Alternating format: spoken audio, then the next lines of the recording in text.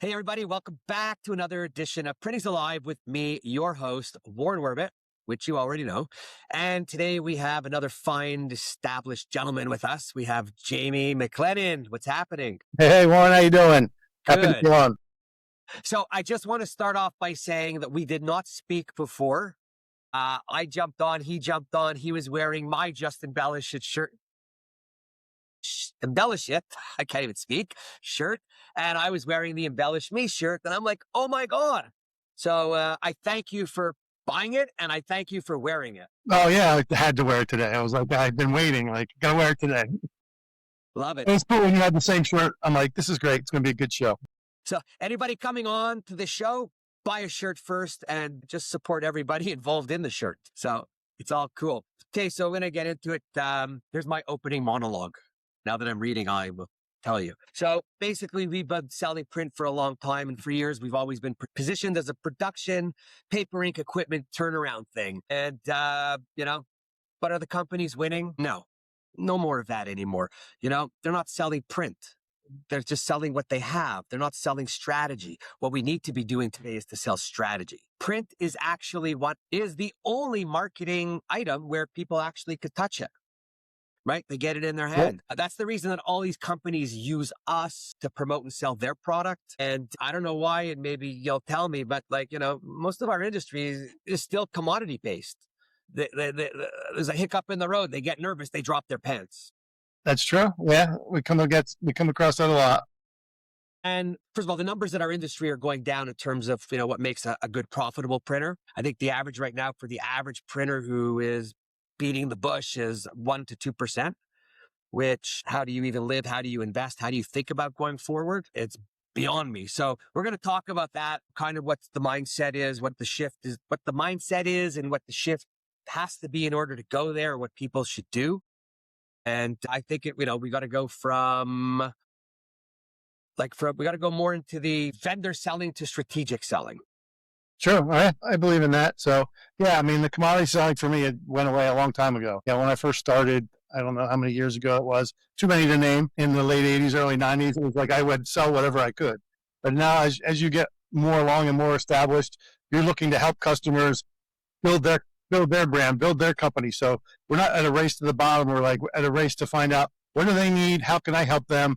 How many different things can I do in my plant where they can only come to me and they can do it once? They can set up on a portal, they can log in, they can get the commodity things they need because it's already there, stationary and all that. And then they call me and say, hey, we need to do something a little bit more elaborate now. Or I follow up with them and say, hey, you did this, and this last year. This year, let's step it up a notch and do this. And how about we look at this? And they kind of like, whoa, wait a minute, let's take a look at this. So, so that's the best part about it. That's when I have fun, is when we can work with customers to show them all the cool things that we can do and make their life better, make their life more fun, and bring them in more business. So it's not just like I'm not doing like nickel postcards and stuff like that. So it doesn't make my day. No, what I find funny, no, it's not funny, actually. It's pretty sad that people are in business for 10, 15, 20 years and they still don't know what to do or how to do it. And then they bring people in and they don't listen to what those people are suggesting that they do. Right? And what do we hear from all these speakers and, all these people out there that are, suggesting for companies to work? They say it's all about the relationship. It's all about the people and the interaction. So how in our industry over others do we fall back and not do that and then make it about price? I don't know where that goes wrong. I work with some of our newer sales reps and it's the same thing. They fall back on like, hey, this is really expensive. I'm like, expensive compared to what? How do you know it's expensive? Does a customer think it's expensive? That might be right in the wheelhouse. Have you had that conversation yet? What is their budget? What do they plan on spending? Because a lot of people just like, this brochure costs $1,000. That's expensive. I'm like, compared to what? We could be a lot more expensive. We could add gold foil to it. We could add this. Then it's really expensive. Or we can, make it a one color job and it's less expensive. So what does the customer want? What can you show them that you can do? And how can you make it better? So actually, funny enough, in the last 24 hours, I had 2 print requests. And I don't do a lot of that, or I don't get a lot of it, but I'm always happy. So the first one is somebody sends me an email with a picture of a bunch of fabric and some type of card and says, I want to know what would it cost to make 500 of these. Okay. So they're sample cards with the cut fabric and whatever. So I look at it and I go, what the fuck?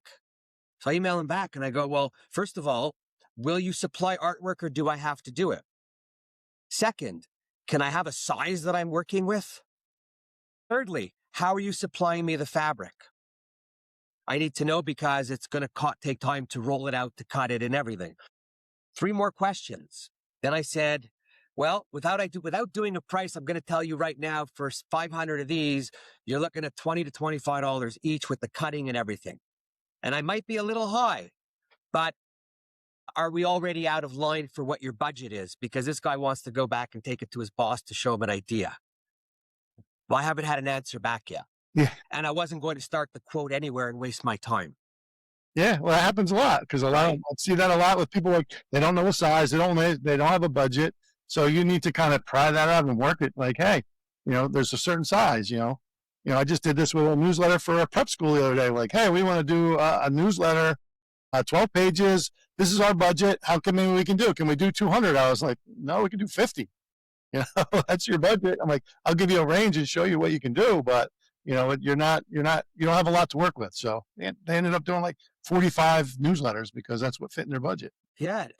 It's crazy, right? I'm like, and then I got a call from some other, actually it's a school, a university. They had a project, and what was cool was they were doing it all online, and then they went and they had a magazine printed. So Okay. I was excited about that. And then I got the call because they wanted to know if there was someone else or if there's a better price out there to do, whatever it is. And I said, listen, first send me your quote, because I'm like a third party. Send me your quote that they gave you and what you paid. Because the first thing I want to do is look at the price, and I want to tell you if it's high or low, or if that's the market. I said to them, because for some reason, all you people think printing is too expensive before you even know what it is. That's true. Right? I see that a lot. And then when I saw who the printer was, I called them up and I said, listen, before I do anything, I just want to tell you, you're with a solid organization. So I'll look out for a price for you, but I don't know that I would leave. A few $100 more or less, you're in a good place. And she was like, oh my. And I was happy. I mean, they gave me the price. I could have done something to take the job. I'm happy that guy got it. And I was actually happy at the moment to promote him and his price. Yeah, that's the way to do the job. That was perfect. I had someone. Sorry, go ahead. Did the specs have all the paper and everything on there? Because I had somebody do that to me the other day. Say, hey, this seems high to me. Like, whatever. Forget how many pages it was, a program or whatever. And I was like, there's nothing on here. It just says, 5,000 programs, the size, no paper, no plus cover. No page count, no nothing. Yeah, nothing. I'm like, what kind of paper are we on? What are we matching? Are we, is it one color? Is it 4 color? Is it? Yeah. So yeah, some of the quotes I've seen that come out are just basically just list the bare minimum. 5,000, 8.5 by 11. Here's your price. Is that a way to shop it? My question becomes to you, me, us, why is this happening? Why have people not figured out how to make some corrections? There's enough associations, there's enough talk out there, there's enough of these podcasts out there. I don't stop. Why do people keep doing that? I don't know. I was talking to a production person the other day. They're like, things seem to be like going backwards, not forward. We have so much information at our fingertips, but we seem to get worse files, worse specs, worse everything. Like nothing is correct. And then we'll quote everything, and then we'll get the actual spec, we'll get the files, and they don't match what we just quoted. Like they're off by like a 1/4 inch or a 1/2 inch. I'm like, which makes a difference. Yeah, it does. Makes a big difference on some things. And then the client's upset at you. Yeah. Yes. Right. That's true. Yeah. I've said this one before. We talk about our clients not knowing what they're doing and then pretending like they do, or not pretending, but just being ignorant about the whole thing. And I do a quote for these elevator apps. So some people heard this before, but it's a pretty good one. I've done elevator apps. I submit the quote for 34 elevators, whatever. I call back to follow up. Oh, that's the other thing. So many reps out there don't even follow up on the quotes they send. So you're not going to get the job anyways. And I follow up and I'm twice the price. So she says, well, I'm going to have to go somewhere else. You're twice the price. I said, no. I said, there's something wrong. I said, I'm not twice the price. I know what I'm doing well enough. I said, now that I know it's twice the price, can you just send me their quote? I just want to read it. I get the quote. I look at it. Call her back. I go, I'm not twice the price. I'm actually going to be, let's make it $5,000. She says 10. I said, actually, I'm going to be 10, but you're going to spend 15. And she's like, what do you mean?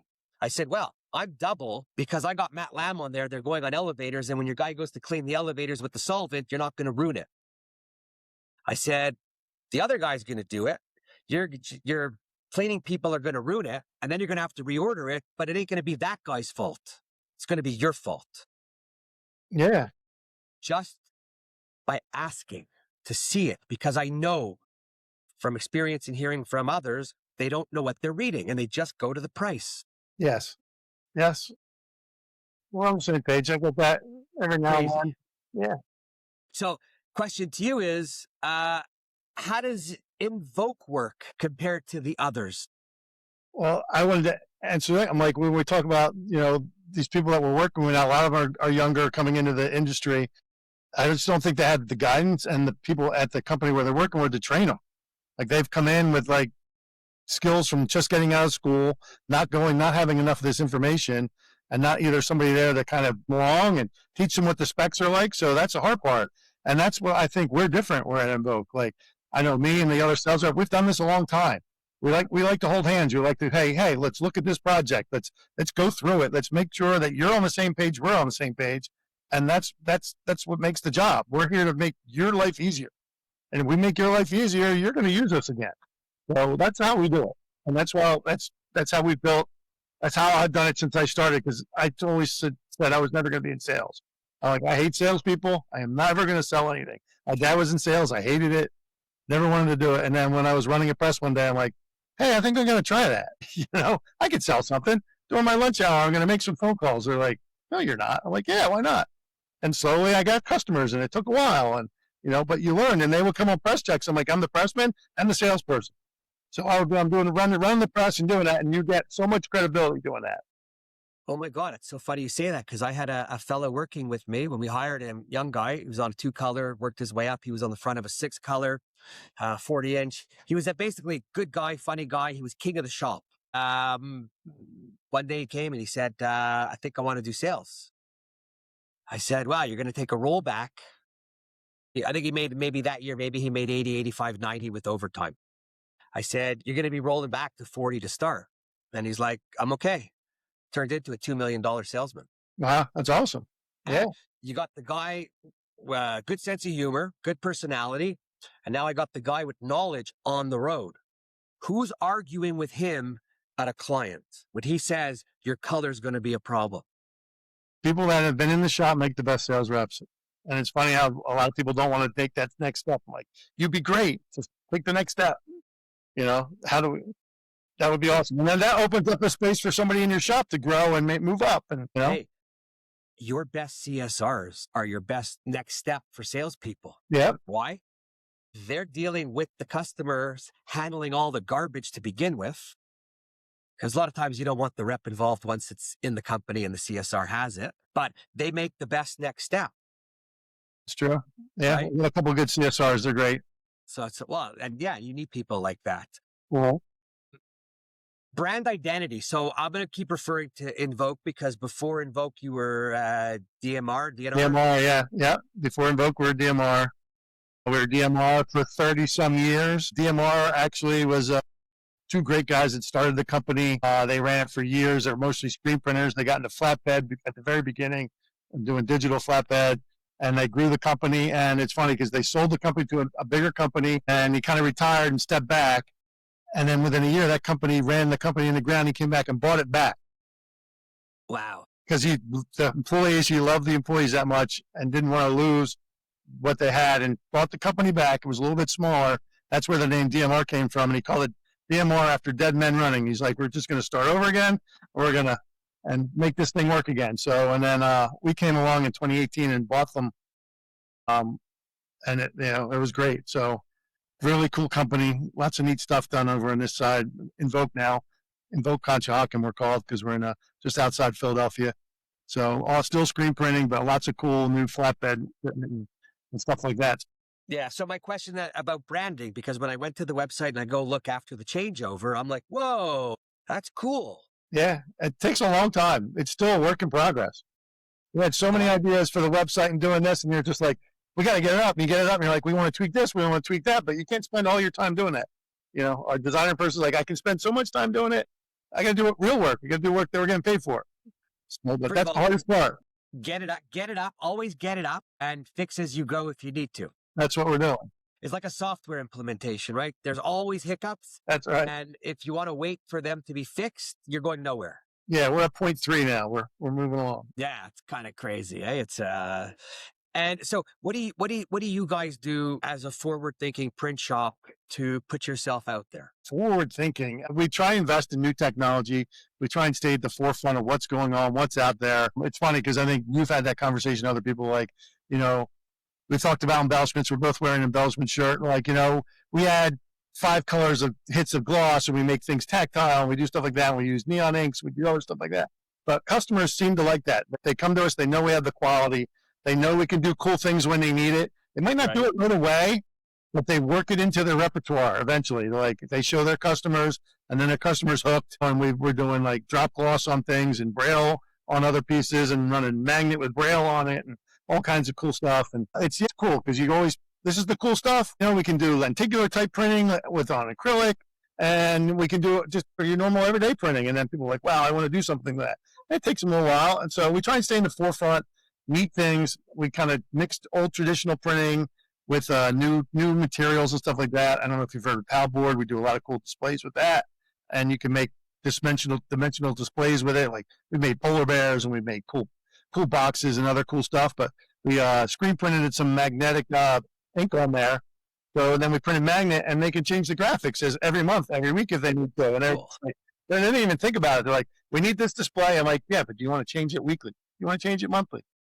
Just send me a file every week, and we'll send you new graphics over and over and over again. Or just like, we're just trying Amazing, and it's nobody does screen printing anymore. So like, you need to buy a magnetic material to do that. We made our own magnetic material, and then printed the magnet. So that was a pretty cool project.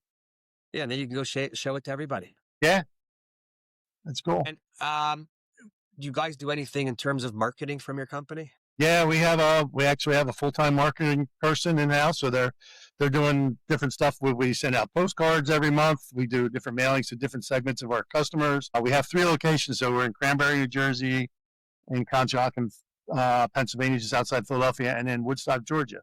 Each location kind of specializes in different things. So we kind of every quarter we highlight one of the different areas with a postcard with something they can do. And then she does a lot of different email marketing and tries to keep up with that, and LinkedIn posts and stuff like that. So she's been very busy, and she tries to get as many ideas from us as we can. So we try and meet with her once a week, once every other week, to just kind of go through the next quarter, just to have ideas ready to go. So that's the hardest part. I mean, before we had somebody like that, it was like a couple people here and there doing it on their own, like posting things. I'm like, yeah, I'll post stuff on LinkedIn this week. You do it next week. And, I'm like, because you don't have time to do that. When you're running around helping run a company and run the company, that's the farthest thing in your mind to be able to do that. So having somebody be able to do that helps. But it's important to have someone that's there that can do it. Yes. And I used to say to the person, listen, go talk to the other people, ask them if you could have access to their account to do the sharing and the liking. And it's not just sharing and liking, it's do a share, do a repost, and take the time to write something. Or, it's important on LinkedIn to be seen is you got to put up your own little articles, right? Yep. Yeah. That everyone else could share. I always say, be social, don't just like and share and whatever, but you got to be social, you got to reply, and that's the hardest part. It's not really that hard. It's a habit, right? You can it's a habit. 15, 20 minutes in the morning when you're eating your cereal, even whatever you eat for breakfast, and get it done. But but it's pretty funny in terms of like you guys with your brand and reinforcing it. Do you use the equipment you have, like for the textures, for the embellishments? All the time. It's funny because last year we went to a Brooklyn print fair, fine art print fair. So we were there. We had all our tech. We've done textured prints for a show for an artist in New York that he showed. It shipped them to London. They were 55-inch by 88-inch prints on 6mm ACM. And we had like 40 some hits of white and build up the layers of ink, and then printed his artwork on top of it. The thing was cool. They were mounted in frames. They sent these crates that had to cost $5,000 each for us to mount them in there so they could ship them overseas. Very cool. And then you show people that. We made a couple miniature ones. People come in and see that, and they're just like, wow. So we took that to the Fine Art Show last year. We got a lot of people interested in that. So we've been starting to do a lot of fine art print. We got a lot of the people coming in, and some of that fine art print has turned into like murals for like the Philly airport and stuff like that. So artists have been designing the murals. They came to us. They had this really cool neon mural that artists designed. So we got to print like the one wall in Gate D or whatever. So that was really cool. That's turned into a second mural, stuff like that. And then our name's on kind of with it. Like the artist is fully blown up. They have a picture of them and all the details. But, we get a little blurb in there too. So it's cool. Or get a little QR code if somebody scans, right? But no, so the reason I ask is what you do with it for your own stuff is because there's all kinds of printers that are buying equipment. And really, it's going back to no marketing. They're not putting it out there. And if you don't put it out there to anybody listening who has a 5 or 6 color plus whatever, or any type of embellishment machine, if you don't spend your time marketing yourself using everything, you're not going to sell it. No one's going to believe you. Yeah. And a lot of times if we have a really cool job that we like, we'll actually, we do a lot of prototypes, especially with the large format stuff that's going for like displays and stuff. So we'll make a prototype and then we'll actually throw in some embellishment, show them one with embellishment. Might not happen that time because the job's already built, it's already been worked on, and they've already got a budget. But they'll take that for the next time and they'll build it in. So yeah, but you're pre-selling. Yeah, and you have to do that. Yeah, it's kind of it's horrible. Does the word premium actually mean anything in print today? Premium? Yeah, people ask for premiums. They want tchotchkes and promo items. Fair enough. That's right. But does anybody reference high end anymore, or high def, or high res, or? No, I mean, premium used to be back in the day was premium paper. You're running like all the high end papers and cranes and stuff like that, and rag papers and some of the higher end coated papers that used to be around at one point. So no, not a lot. But we do some prep work in some colleges, and they want to use Classic Crest and Strathmore and stuff like that. So we'll still use cardstock for that and different brochures for pieces like that. But we, some of the stuff customers that we do for insurance, they don't call it premium, but they just call it high end. We'll do a pocket folder that's fully embossed with a silver and foil and 3 different brochures that go into it, and they mail it out to every new person that's bought their policies. So that's a pretty good program. So yeah, every year you do 20,000 pocket folders, 25,000 pocket folders, and every month we're mailing out 1,500 to 2,000 pocket folders with brochures in it for whoever just signed on. So they'll send us a list. Here's the people, stuff the pocket folders. Here's the list of who we're mailing it to, and we send them out every month. So that's a cool program. But they have their high end. This is our high end. They don't call it premium. They just said we want something that looks nice. We want nice paper. We want this. And then a lot of the other things they do are just plain Jane, regular. But their one big thing is they make sure they spend money on the new customers that come in. Oh, it's good because what I see, or what I've seen a lot of, is people aren't speccing paper anymore. No. It used to be, give me an Opus, give me a Flow, give me a Sappy, whatever, Somerset, give me a plain filled offset. Now there's only one offset. Yeah, I was thinking Opus. That was the name I couldn't think of. But yeah, now it's either, you're using Cougar accent or something like that, or you're just using, give me a white wove envelope. You're like, okay. Give me an 80-pound paper, give me a 20-point. 100-pound coated, velvet, silk, whatever it is. And then, you're back in the price game again because you don't know what you're doing. Now, this is the other thing. People use all these papers, whether they're good on their machines or their presses or not. We were always of the mindset that you use the better paper because the machine runs better. If the machine runs better, your output is better. If your output's better, your profit's better. You can run faster. Yeah, you're not using up as much, Back then, running offset, you're not using it. Your ink and water balance is really good. You can run it faster. Yeah, some of the cheaper papers, you don't get that. You get a lot of slitter dust in there. You're cleaning the plastic up every, couple hundred sheets or 1,000 sheets at the most. You got to watch for that. Yeah, we were a Sappy house. I mean, I always loved the Sappy. So I was paying whatever, 80, 70, 85, 90 cents a pound, of which I was always a believer in. Charge me $2 a pound, charge everyone $2 a pound, and our markup on the 2 was far better than our markup on 75 cents. True. Right? But worse than that is the competitors were buying Asia pulp and paper at the time for 55 cents a pound. Yeah, true. And press issues. Well, you can feel it. You can see through it. You know the difference. You and I know the difference. Everybody knows better.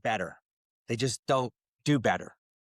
Right? People still quote better and best. I do that a lot. Here's what you're asking for. Here's a little bit better. Here's even better. Never less.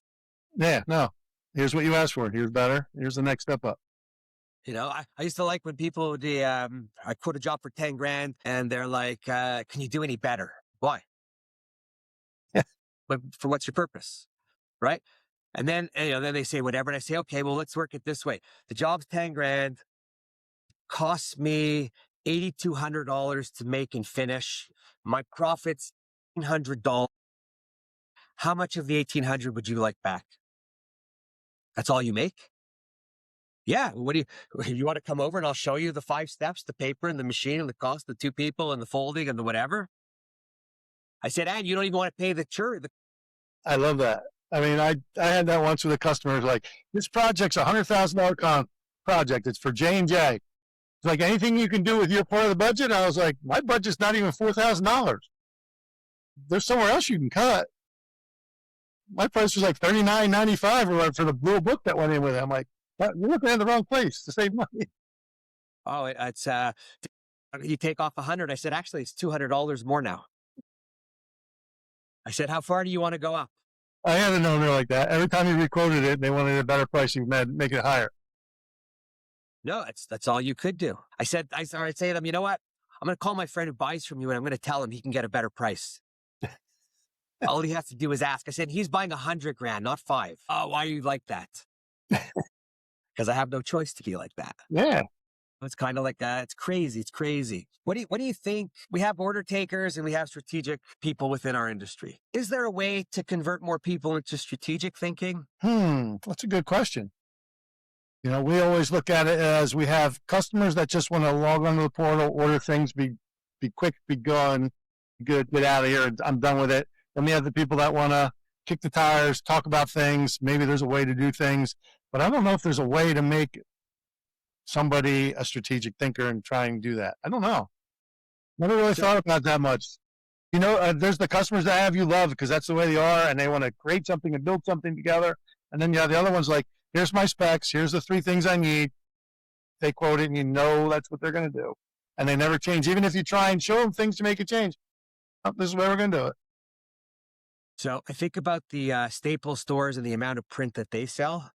Mm-hmm. And they don't give it away. No, sure they won't. They do not give it away. And why do they do so much business? Why?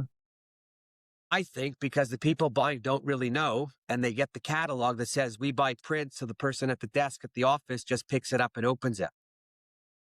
So they're paying a lot more money there. Maybe they have people on the road that see them, but for the most part, not. Right? You are. So when I look at it that way, I'm like, okay, Mr. Printer, why are you not beating out Staples on the print end of things? Because we don't have the same customers. We should be looking at it, but be looking at all the customers. Yeah. Staples does big, large format. They do big print. Yeah. I know with our label division in Georgia, we do a catalog for them, all their label stuff. And now we started throwing other services in the catalog. And because that's a lot of it was generated, a lot of their business generated. They said when we skipped a month one month because we bought them and we were moving things around, they noticed a dip. Like people were just waiting for that catalog to go, I need this one, this one, and this one, and place their order, which is kind of interesting. So if you can keep your name out in front of them, it does help. And today you guys do direct mail? Yep. Do you do your own direct mail? Yep. Everything in-house. And do you plan your 6 month or 12 months out when you're going to do what you're going to do for direct mail? We do for us, yeah, but. No, that's what I mean. Yeah, like for our monthly mailings and stuff like that. Yep. So we gang run quarters worth of postcards and whatever. Mail out that month, mail out the next month, mail out the next month. And do you track it all? We do have a code. We do track. We know when people are ordering from it. This is the marketing person's job. So yes, we are doing that. And in the very beginning, we didn't really do. We used to put a QR code with all our sales reps on there, so we would know that they got it. But it was funny. We didn't have now we can track it better. But it was funny. I would always we could send a postcard out in March, and in September I get a job from it. Like, I got your postcard, and they show it to me. I'm like, it's like 6 months old. They're like, I didn't need it then. I need it now. So a couple things. Yeah. What did it tell you? Print sits. Who remembers an email? Not me. Yeah, it's very rare. I don't remember much. But the reason I ask about the direct mail is I talk to so many print owners that actually do some forms of direct mail. And I say, do you do it for yourself? Nah.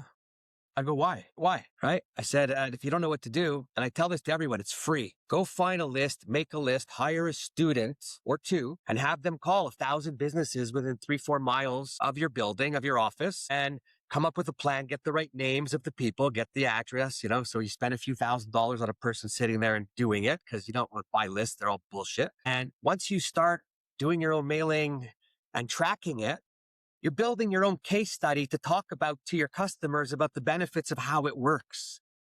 Not only is it free, right? So you're going to have to do some design. If you don't have it in-house, go to someone that you do some work with, barter if you have to, or just pay them the $500, $1,000. Paper, don't ask your paper merchants for freebies for 1,000 sheets. You sound like a cheap weasel. Do your own mailing, whatever, your stamps, if $1,000 for 1,000 pieces. I don't know, I'm making it up wherever everybody is. But at the end of the year, if you do 1,000 mailing every month, the way I see it, that's 12,000 pieces mailed to 1,000 people 12 times, some changes along the way. You've got your consistency. You've changed up the mailing. You're showing them that you print. You show them that you're alive. You show them that you're there, right? Direct mail is what? 2, 3, 4% return, they say. Whoever, depends who you talk to. Depends who you talk to. Sometimes people have better QR codes will say they get a higher return. So you get your 1, 2, 3%, 4%, and you got people calling in. So what is it? You're learning. You've got a case study now to go talk to different companies, bigger, better companies. But this is the best part. If you have salespeople, you're creating leads for them in the best way possible. That's true. And then you just divide them up between your reps. And if you have 5 reps, they're not each making 20 calls a week. No, they should be doing it a day, minimum. Let's not go there. Right? Before they hire a salesperson for 50 grand plus commission, who needs 12 to 18 months to get adjusted in any sales position where the owner at 6 months is freaking out and the guy doesn't make it 7. Yeah. So he's just blown $37,000 when he could have been marketing. Yeah. Yeah. We take our list. We kind of look at our list, like people haven't bought next amount of time. We try and mail to those. Like we have it broken down in segments. Like, hey, we haven't heard from this segment for this long. Let's make sure we hit that group. And then, we try and delve down into it. What do they say? It's easier to reignite an old client than start a new one. It is. Right? Chances are the people you're dealing with aren't there. Chances are nobody on your side is there. Nobody remembers what went wrong. All you get to do is say, hey, we used to deal with you. Don't know what went wrong, but we're over here. We're over there. This is what we do. Can we meet? Yeah. We got a new sales rep we hired on. He came from RIT, graduated last year. He's great. He's been like that, but I've said the same thing. Call these people. Here's a list of old customers. Here's a list that we haven't talked to in a while. Start over again. And he's been doing good. Amazing, right? Do you think salespeople should understand marketing strategy? Do I think who? Salespeople should understand what a marketing strategy is. They should know a little bit, yeah. Okay, just a question. I'm just curious, It's good, I mean, I always self-marketed. You had to. Like, we didn't have a marketing department in most of the companies I've been at, So you always had to self-market somehow, like you said, a little bit of time in the morning on LinkedIn, sharing things, reaching out to people, a little bit of time at lunchtime or a little bit of time at the end of the day. That's how I started. That's how, you always had to do it. Networking events or stuff like that when you're smaller, yeah, you have to do that. You have to self-market. I like the salespeople who have the title of sales and marketing. Yeah. Yeah, there's not too many of those anymore, is there? Oh, yeah, there's a whole bunch. Even in big companies, I say to the guy, so what do you do in marketing? Or the girl? No, people think marketing is you put your logo on something and you mail it. But the truth is marketing is all about strategy. Mm-hmm, true. And you can't be doing both if you don't know what you're doing. So no. Kind of funny. Kind of funny. If you're marketing, you're not selling. You're not making the phone calls. You're not quoting things. You're not doing that. Well, if you're marketing doing direct mail, you are seeing more people in less time with potentially a better output. I agree. But then I guess there's people that are afraid to pick up the phone after that as well, right? Yeah, you gotta follow up. As we move forward into a modern print company, because we see things changing, right? Like rapidly equipment, more people pushing digital, where really only the OEMs make more money because of all the clicks and the consumables. I always like offset because you can make more money in offset no matter what they tell you. That's mine. Yes, that's how I started at offset. So I'm an old. Listen, when you own your press and you have no payments, you're making more money. Yep. Then I don't care what any OEM of any digital company tells me. Right? Take it to the bank. What do you think a good strategic print company might look like in a few years? Well, they better have a good workflow. They better have all that situated. I mean, it's funny the amount of people that I know that don't do any of that right now. It's even in companies that are starting to get a little bit bigger. But they're going to start, looking into AI and stuff like that. I have one customer. It's awesome. They're growing, and they have a couple of AI agents that follow up on quotes. They make the phone calls and follow up on the quote and say, "Hey, so and so, Mr. Smith, recorded this job for you. Would you like to learn more about it?" And it's an AI agent and whatever. And if they ask questions, they're like, "Yes, we can do this, we can do that." And if it gets too technical, they're like, "Hold on a minute, I'll have to get Jamie on the phone, and we'll put you on hold, and we'll pick up and we'll answer those questions for you." And I was like, "Whoa, wait a minute, time out. How long have you been doing this?" They're like, "We just started like a couple months ago. We've been working on it for a long time." They're like, "We've sold like $40,000 worth of work from our AI agent doing this." I was like, "That's awesome." Following up on quotes, because that's, as you just mentioned a little bit ago, that's one of the parts that always gets left behind. You follow up on certain quotes, but can you follow up on all of them? The AI is getting better every day in terms of even the speaking and the Yeah. calling. Yeah. I was on a call where it was called and I was like, no way. Right. And I'm listening to this call and they're like, well, do you want to continue the call? Absolutely. Because it was almost like fun. Right. But Well, yeah, everything we do with the, with all the chats or anytime you need help somewhere, I think we're all just getting more used to it. true. And I think we're better off in a lot of cases because at least you get the response quickly. Yeah. So I like that part. I think that's going to be big in the next couple of years. People are going to be that. I mean, there's a lot of people working on it now and starting to do it, but I think that's going to be a big help. I'm like, I'd love to have that. I want help following up on the quotes. I want help doing a couple other things. That'd be great. And this one bot, I call it a bot. It's an agent. They call it. Actually sets appointments. They'll set appointments. Here's the thing. It'll fill in the dates. You need this done. We'll see you at 11 o'clock on Thursday.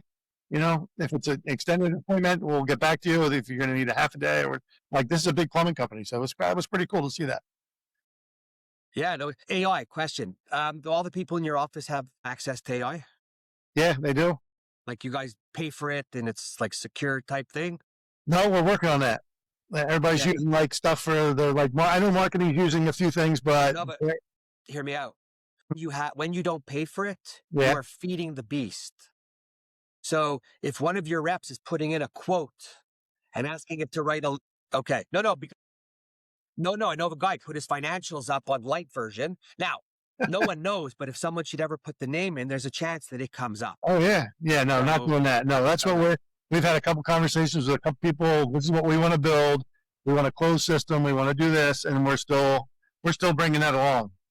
So see a lot. GPT has for enterprise and a bit of a closed system, so it's pretty good because everyone has to use it. I mean, everyone knows everyone's using it, but if it makes you better, why not? I think it's one. You could definitely tell an email that was written in AI than one that's personally written by somebody. At least somebody that you've known for a while. If they haven't trained AI or gone the extra step of reading it and saying, "Ooh, that just sounds a little too boxy." Yeah. Everyone knows. I even requested it takes out the hyphens because it bothers me. Okay. I mean, I was always bad in grammar, so I know it's not right to have it there. Yeah. So it's and the beautiful thing with AI, it makes me sound like a genius. Like, there you go. So you can't go wrong with that, right? I usually just clean up my spelling. That's about it. Oh my God, my spelling on my text is horrible. Challenge to the industry as we come to the ending here. What should printers stop doing immediately? Stop giving stuff away. Stop just like, hey, somebody calls you up and wants something. I need you to be here. I agree with working with good customers and helping them out, and it comes back around. But there's too much. I don't know. There's too much like doing it for the bare minimum. Like, it costs something to do the job. It costs something to run the plant. It costs something to keep reinvesting. If you're just doing it for the cost of paper and electric and the pressman's wages, that's just going to kill you in the end. Absolutely. It's, especially when they start buying, equipment that they shouldn't buy, and then they have bills they have to pay. Yeah. Yeah. 5 and 6 colors It's isn't not for bad. everybody. Not build it and they will come. You got to have that customer. You got to be ready to go. Build It and They Will Come, I think, ended in 2006. Right? That's not Build It and Come. It's, You have to have people ready, and they know they need it, and then you can fill their need. Yeah. So this question, what's the one belief holding the industry back? One belief. And maybe belief, not the best word, but so what's holding the industry back from rocketing and doing it right? That's a good question. Thing that's holding the industry back.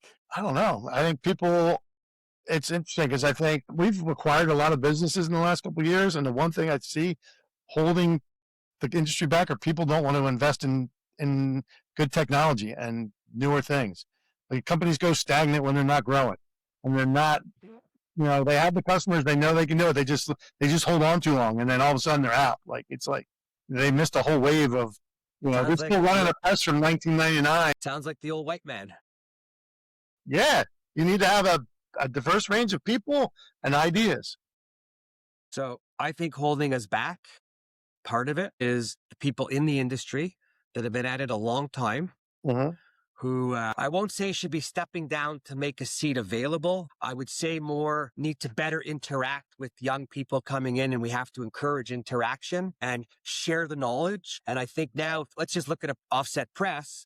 You put a computer and AI at the front of that press. Every time the press operator has an issue and he puts it in there and he has a solution and he puts it in there, anyone younger going forward, you don't have hair like me, but you're not pulling your hair out trying to find solutions because they'll be quicker on the fix. Check your water balance, check this, check that, right? So I think we as an industry, the people are holding back. Yeah, you need to embrace some of this younger generation and bring them on and train them and show them what's available. Like I said before we started, you and I were talking about stuff like we started every year we do an open house and customers come in and we invite local schools and stuff like that. And the one school came in, one of the professors brought their design class through from one of the local colleges. And they're like, you have an internship program? We're like, no, never even thought about it. They're like, well, why not? I would love to work here. And then that year, that's winter, we sat down, we went over it, and we hired 3 interns the first year. We had 1 part-time, 1 in our PA plant, 1 in our Jersey plant. 1 came back and started working with us. She's been in for almost a year, working as the CSR in our Jersey plant, learning everything she can know. She's in the shop learning how to run things, and she's at the front desk doing stuff or answering the phones. And she's a designer, so she can jump in and help design stuff. She's great. And one of our other interns is now running a large format down in DC. She was great. We're like, anytime you come back up and you want a job, because she was awesome, And then our one intern from last year, she just reached out to me today. Hey, I'm graduating in May. What's available? Do you have anything open? I'm like, it's great when they want to come back. They had a great experience. I'm like, not right now, but stay in touch. Because right now, no, but not for a designer. But, if you were running a press, I'd probably have a spot for you. So. Yeah, no. Oh, my God. I love it. So yeah, we have 3 more interns we're interviewing like next week for this summer. So. Wow. Good on you. So we love do you speak to any of your competitors about that kind of stuff or what anybody does? Like, does anybody share anything, or that's another problem? That's interesting. Yeah. Because we belong to the print graphic communications group, the local one here. Looks like Mid-Atlantic now. I love going to those and talking to the other owners, learning stuff. A lot of them are having the same challenges. How do I find good salespeople? How do I generate more work? Where am I going to get the next younger generation to come in and move in? I'm like, get an intern. Start an intern program, do this. And they're like, wow, you're already doing that? I'm like, yeah, we're in our 3rd year. It's working so far. I mean, some people are like, wow, I'm going to spend the money and then they're going to leave. Okay, you could hire no one and not even have a potential chance. Yeah, but they're coming in, they're making not great money, $18, $20 an hour for 6, 7 weeks. And they're learning everything. They spend a week in every department and learn everything. That's not bad. No. For a summer job. Yeah. Right? Yeah. Actually, I just did timing wise, who knows when our podcast comes out. But I did a podcast with a girl from Toronto the other day, and she goes by the Print Nerd. Oh, that's cool. 20 years old, 2nd year in graphic school and making videos and going around, and the Canadian Scholarship Foundation is helping and promoting her. I love that. I was like, how old are you? She's like 20. I go, how'd you get into print? She goes, well, I saw something here and I loved it. So we have to embrace them more and listen more and not be know-it-alls. Yeah. Because we don't know. We need a Print Nerd podcast where we can bring these people on and I Sure. told her I told her if I go see her, I go make videos with her to put out because I get Yeah, pretty stupid definitely. and whatnot. Yeah. That's the other thing. Just comes to mind. Printers aren't even doing social media in a great way. Why? Why don't printers encourage some of the young people in the company and pay them $20 a post, 12.50, whatever it is? Give them a couple bucks, cheaper than going to another agency if you don't want. And you don't think you're going to get the young people engaged going around and making videos and Yeah. The interns that we had great videos, great stories and stuff like that. They were posting on their LinkedIn page and stuff. Yeah. And their they're Instagram. my LinkedIn, they're doing the Instagram and they're doing whatever else. What did I learn? Doesn't matter where you are as long as you're out, because all you need is one person to see you to make a difference. So yeah, wow. So it's like, so I have here, like, if we could reset how print is positioned tomorrow, what would change? And for me, I've always gone with the thought of this: without print, the world doesn't operate. That's true. Period. I love the videos you used to do where you were in like the Bass Pro Shop and stuff like that. This is printed, this is printed, this is printed. People are like, they don't even think about that. Like, that's printed. I'm like, you're at the Olympics. Do you see all the printed stuff at the Olympics? All the back banners and all this and all that. I'm like, all that's printed. It didn't just show up. It just, No, but even pens are printed. I'm not going anywhere, but my passport's printed, right? Protein bar is printed. Yeah, everything. If that goes away, we got a lot of white wrappers. Not know what's inside. And I don't know why we as an industry are not talking more of it. Why are the associations not putting out stuff like that for other printers to hear and see, right? Why is Printing United? Why is What They Think? I mean, I have all the answers, but that's not the point. But no, because that's where people go. People see. I was going to say, even in the shop, look at all your equipment. Nobody gets dirty anymore. There's a few of those. A few of them still get dirty. No, but even on the offset presses, inks are coming in cans now. Yeah. Right. Yeah. The folder has 200 preset folds. So the screen print guy still gets dirty. I've done that a couple they all times. get dirty. No, but like front of the press looks like a video game when you have the screen and the paper. So why are we not making it more fun, more technology, putting out more technology out there to let people know where we stand? Because I think people still also think that we are an old, dirty industry filled with old white men. Yeah, that's what we need to change. We need to show people it's fun. It's technology driven. There's all kinds of cool things to do. That's why I try and get some of the local tech schools and stuff like that. You guys, they have a CNC department. The guy's like, yeah, we do CNC stuff. I'm like, do you know you can do CNC for print? He's like, what are you talking about? It's like, we do metal and stuff like that. I'm like, we cut metal, but we cut all these kind of plastics and do that. I'm like, you need to bring your class here and show them what's right down the street. These kids can have and get in this industry running clean stuff. They don't have to be in a dirty shop, like metal shop. One guy came over. He's like, I used to run metal all the time. He's like, I hated it. He's like, this stuff is amazing. Yeah, and sustainability wise, it's a great story, right? Paper, everything we do with it goes here. Well, it's all good until someone wants lamination, but there goes that story. I still can't figure out if it's recycled or recyclable from the logos, right? Because it was just like one was all filled in and the other was just the arrows filled in or something. Yeah, So that paper can be recycled, but you got to take the laminate off. Yeah. Oh my God, that's so funny. Wow. It's yeah, what a great business. So last thing I just want to say to anyone listening is, and I went off on it on a post maybe, stop putting print and dead in the same sentence. Okay. I don't care if you're saying print is alive. No dead in the same sentence as print. Why? Because the average person out there only hears dead. That's true. And that should have been gone 5-6 years ago. Right? So Yep. I get mad at people and scream at them when I hear it. Yeah. Because it's the negative effect.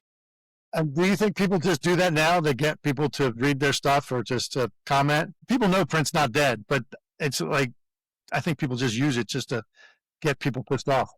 You know what? I don't know, but I don't hear enough people of our own, right, shouting out what they should be shouting out and not taking the road of, listen, our tagline for print should be, the world can't live without us.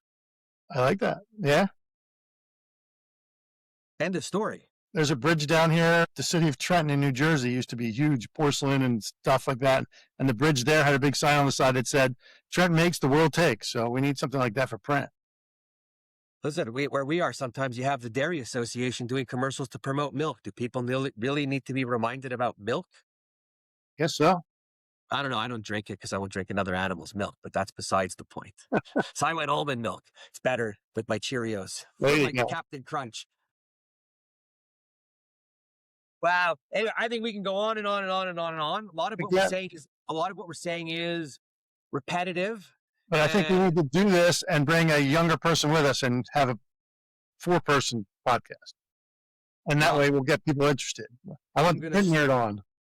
You know what? She's on one, but we'll make another arrangement. And I'm going to do a couple posts soon where I'm attacking the old white man. And I don't care because I can't listen to the That's us anymore. now, right? Because I had somebody say it to me the other day. You're like, you're the old white man. I'm like, I know, but I've been doing this for a long time, but I still try and bring more people into this. No. See, I'm gonna fuck argue with you on that. You're not the old white man because you're got personality. You help the young people. You talk. You get down and you get dirty. I'm talking about the old fuck in a fucking shirt and a jacket who maybe have hair or doesn't have hair, who sits back and leans back in his chair and doesn't do anything. Yeah. Or thinks he does. I mean, I'm stereotyping just maybe a little bit. No, but listen, I'm getting old. But if you stay at the bar till 2 a.m. at a show, nobody believes you're that old. Right? As long as you show up on time in the morning. That's right. Everything is all about mindset. If you think you're old, you're old. If you think you're old, get out.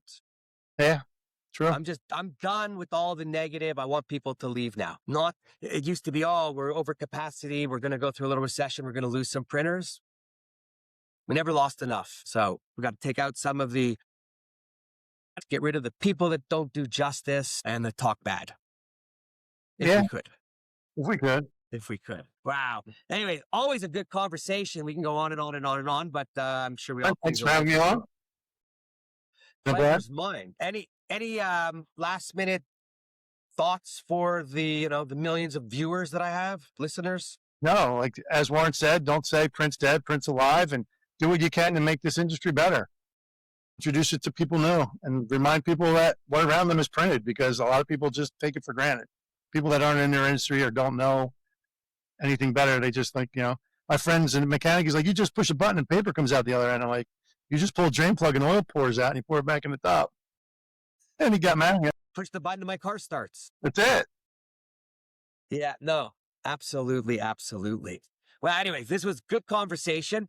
We're going to keep it up. I'm going to get more people. We're going to have a conference. We should have a conference on people that are mad about other people in the industry who aren't doing stuff. There you go. I think that means it's a drinking conference, but no, it's good. So again, everybody, I hope you enjoyed the conversation. If you're in print, I'm sure you have something to say. Send me a note, send me a message. Let me know what you think. Let me know what you think we should do. And also let me know if you want to band together with me and try and make something happen where we put out our own messaging. Otherwise, be happy, keep printing, and smile. What do they say on St. Elsewhere? On what do you call it? Hill Street Blues? Be safe out there. Be safe out there. Till the next time.